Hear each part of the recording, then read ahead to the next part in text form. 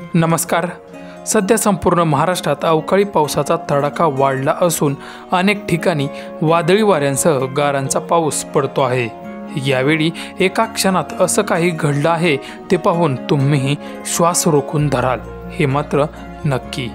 Video पुढे पाहण्यासाठी चॅनलवरती तुम्ही नवीन असाल तर आपला आरजी मराठी न्यूज चॅनल जरूर सबस्क्राइब करून घ्या। सध्या अवकाळी पावसाचा तडाखा वाढला असून बऱ्याच ठिकाणी वादळी वाऱ्यांसह गारांचा पाऊस पडतो आहे।